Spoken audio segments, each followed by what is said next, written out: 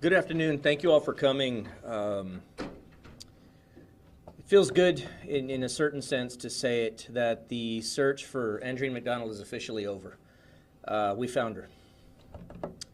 Here a few minutes ago, we took Andre McDonald into custody for the offense of murder. He's been placed under arrest and is now, as we speak, at CID, speaking to deputies. You're watching Devious Crimes, where real life gets darker than fiction. Hit that like button, drop a comment, and subscribe before the next crime goes devious. To the world, they were living the American dream. A beautiful home, a thriving business, and a picture-perfect family. But behind those walls in San Antonio, Texas, success was hiding something much darker. Because when love turns into control, and control turns into rage, someone always pays the price. Air Force Major Andre McDonald and his wife Andreen met in Jamaica, two ambitious dreamers chasing a better life. Together, they built a multi-million-dollar home health business, a life many would envy.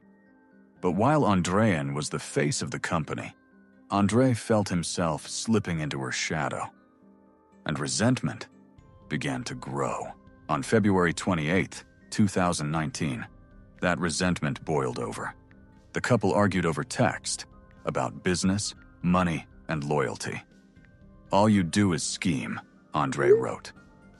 Hours later, Andreen's phone went dark, and she was never heard from again. 2 p.m. the next day, an undercover investigator assigned to watch the McDonald's house noticed that the garage had been damaged and Andre was backing out of the driveway.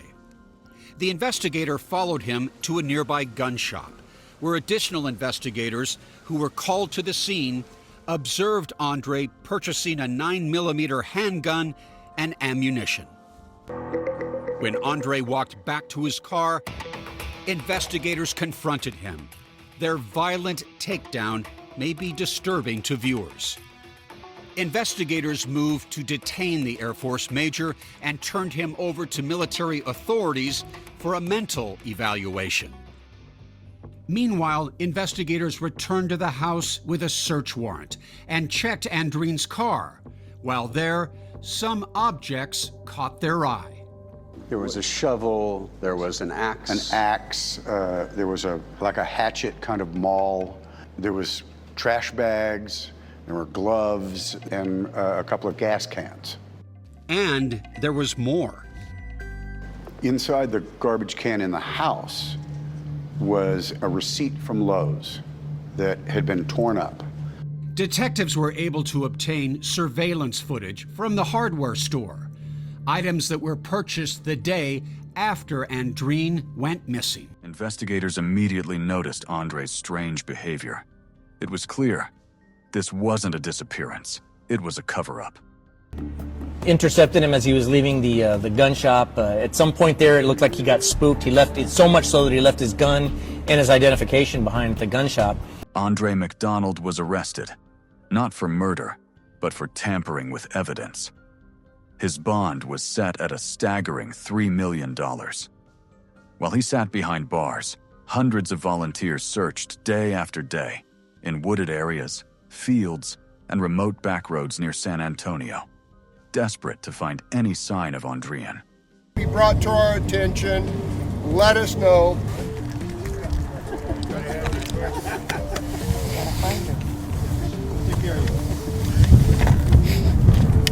Some people sit back and watch life happen, but not Andreen McDonald. She was the kind of woman who took charge, determined, driven, and full of heart. As the owner of Starlight Homes Assisted Living in San Antonio, she managed 2 homes, caring for nearly 30 residents, balancing operations, staffing, and marketing, all while making sure everyone felt loved and cared for. Her passion wasn't about profit, it was about people. Seeing her residents smile, hearing families thank her for the care she provided, that was her motivation. She thrived on challenge. She saw every obstacle as a competition, and losing simply wasn't an option. Born and raised in Jamaica, Andreen was ambitious from the start. By 18, she had an associate degree in marketing. By 22, she had founded her own business, creating jobs, stability, and hope. Her inspiration came from home, a mother who worked as a nursing assistant, and a family who showed her what real compassion looked like. Andreen believed deeply in the power of choice. A friend once told her, "The decisions you make when you're young create your path." Those words stayed with her, guiding every step she took. She gave back whenever she could, returning to Jamaica to speak to young girls about believing in themselves. Her message was simple: work hard. Believe in yourself. Nothing comes easy, but anything is possible. At home, she was a wife and mother, always making time for dinner with her husband, Air Force Major Andre McDonald, and their daughter, Elena. Family came first, no matter how busy life became. And even when the work felt overwhelming, she never gave up. Because Andreen McDonald believed in doing good, and doing it with purpose. Her strength, her drive, and her compassion left a mark on everyone she touched. Weeks later, Andre's lawyers argued that his bond was excessive, and shockingly, the judge agreed.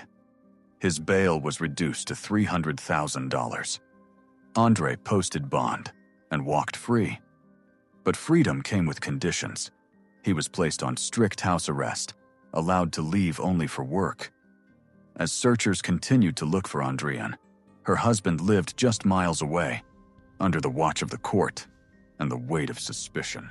Bexar County Sheriff's Office tells us they're still processing Andre McDonald for GPS monitoring. He's expected to be released tomorrow morning. On April 2nd, Andre walked out of the Bexar County Jail. He's placed on house arrest and is only allowed to go to and from work. Contact with his daughter is off limits. What do you have to say to your daughter? Is he okay? Does he need help? What happened to Andreen? Where's Andreen? Where's Andreen McDonald, Andre? On the evening of July 11th, 2019, 133 days after Andreen McDonald vanished, investigators finally caught a break in the case. The Bexar County Sheriff's Office patrol deputies were dispatched to this location for a report of some human remains that were found. Skeletal remains were discovered in a remote field, just 6 miles from the McDonald family home. The discovery was made by a local farmer, Clifton Klabundy, who initially believed he had come across the skull of a cow while using his tractor. What appeared to be a human skull in front of the cow skull. That must have been a shock. A shock, yes. Upon further investigation, authorities confirmed the unthinkable. The remains were human. And forensic analysis later revealed the identity of the victim, Andreen McDonald. I was at a church praying for Andreen. I couldn't do anything. I broke down. It hit us like a storm, because we still wasn't thinking like that. Never. I never saw this coming. Shortly after finding Andreen McDonald's remains, Andre was arrested for his wife's murder.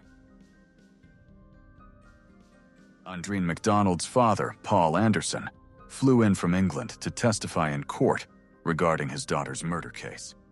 He did these physically violent things to Andre. Yes, sir. What did he say? He said he was angry. Now, Mr. Anderson, I want to call to your attention February 28, 2019. This is the day before your daughter goes missing. Did you speak to Andre that day? Yes, sir. How did you speak to her? Over the phone. Now, was there anything different about Andreen's demeanor or how she was acting when you spoke to her that day? Yes, sir. What was different? She was crying. Now, Mr. Anderson, you're Andreen's father. Had you seen Andreen cry before? Yes, sir. On how many occasions? Once. When was that? At my son's funeral.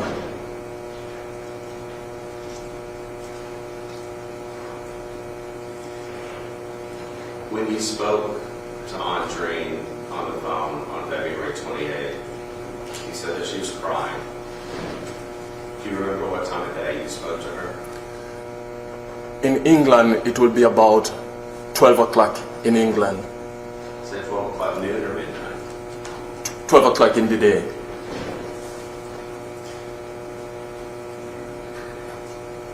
After that conversation with Andreen, did you ever speak to her again? No, sir. Mr. Anderson. Next, Andre McDonald takes the stand. As soon as she fell, it was like a reaction, you know, so I landed like a couple of kicks. More than a couple or a couple? I'd say probably like about a couple.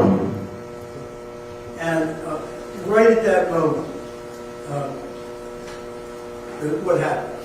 So when she got the second kick, I think I heard like some type of wheezing, you know, coming out of her. And then also, like in the background, I could hear like some footsteps running. And at that point I was like, oh shit, Elena. So I ran out of the bathroom towards the living room area. And then I saw like Elena, like she was somewhere close to the stairs, back at the front. So I ran towards Elena and picked her up.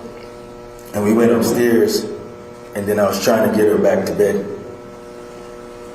Back in the bathroom when this happened, how long did that confrontation, that violent confrontation, how long did it take? That was definitely less than a minute. It couldn't be that long. Were you the aggressor? No, I was not. What was going through your mind when you were there when that was happening? So when she was attacking me, I was basically just trying to defend myself. And I guess probably like a normal situation, you probably like, if someone's like a lot smaller than you, it's not a big deal, you probably just hold them. But since she's, she's bigger than I am, she's pretty strong, so trying to hold her, to restrain her or some shit like that, it's probably not feasible. So I just gave her a few kicks, like a couple of kicks, to like knock the wind out of her and get her to stop. These kicks, are they wind-up kicks of somebody, or are they all part of the movement of what's going on? It's just like sort of like in the movement, because you know, like when you flip, you got a leg behind you and you just whip it, and then you whip the next one. When you get Elena, where do you take her? I took her back upstairs to her bedroom. And why? Because I didn't want her around, any type of situation where, there was any type of family violence and stuff like that. And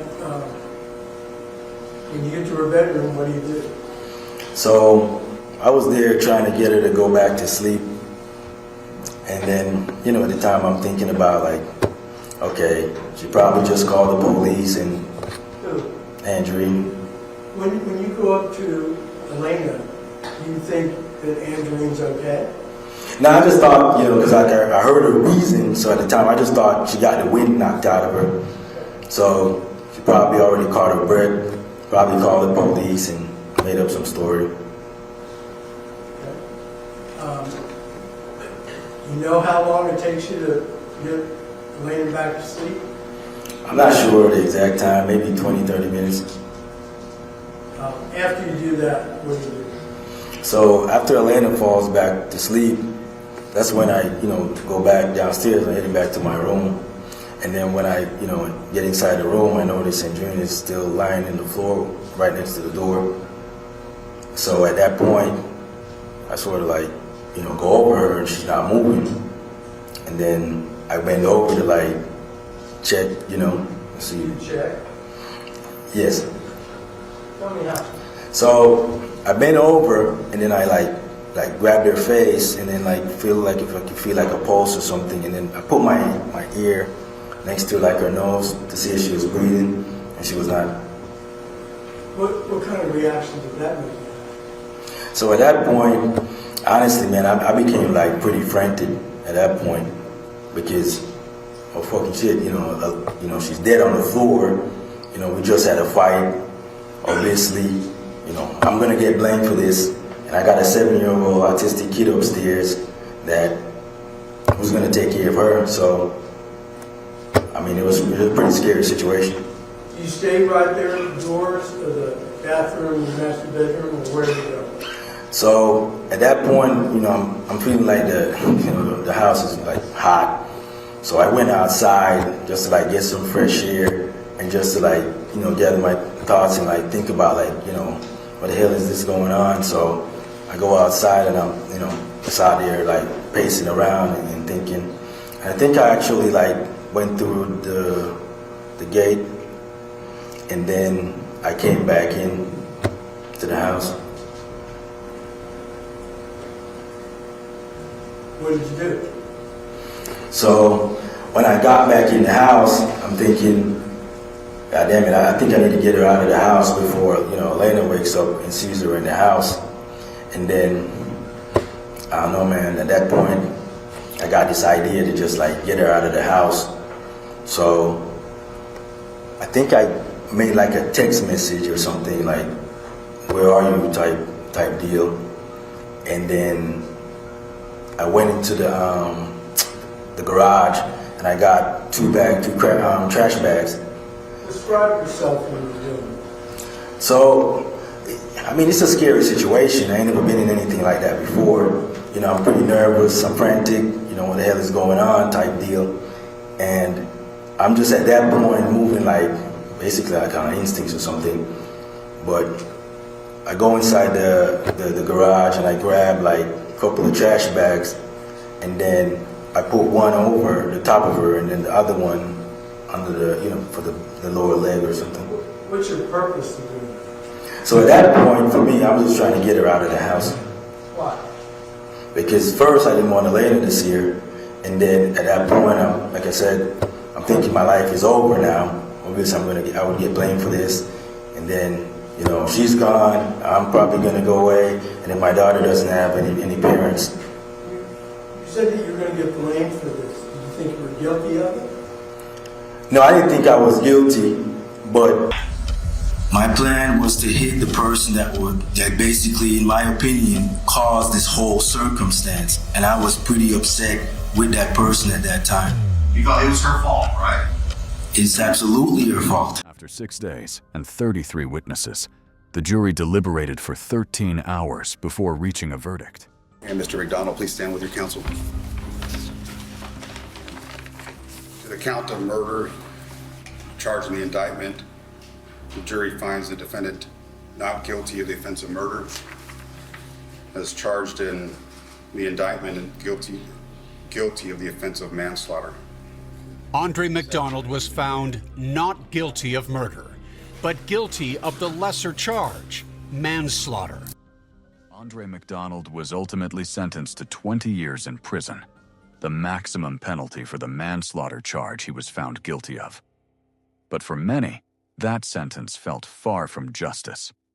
Throughout the entire trial, Andre showed no sign of remorse for the brutal murder of his wife, Andreen McDonald. Instead, he shifted the blame onto her, refusing to take accountability for the pain and devastation he caused. Andreen's sister was in disbelief. He spoke with no remorse, no love, nothing at all, and used hammer, strip her clothes, throw gasoline on her, burnt her, and they gave him manslaughter. That's crazy. I am gonna struggle with this thought until the day I die. In a shocking twist following Andre McDonald's sentencing, just one day after he was handed a 20-year prison sentence for the death of his wife, Andreen McDonald, news broke that his father is also entangled in a series of brutal murder cases. Everton Beachy Stout McDonald, a well-known businessman in Port Antonio, Jamaica, and father of Andre McDonald, has now been sentenced to life in prison for orchestrating the murder-for-hire killing of his second wife, Tanya Hamilton McDonald. The chilling crime took place in July 2020, when prosecutors say Everton paid hitmen to kill Tanya, who was later found dead in her burnt-out vehicle along a rural roadway.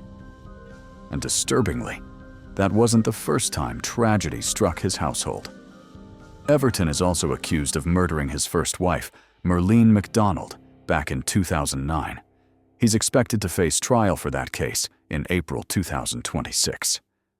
Both murders happened in Port Antonio, Portland, Jamaica, the same hometown where Andre and Andreen McDonald's story began.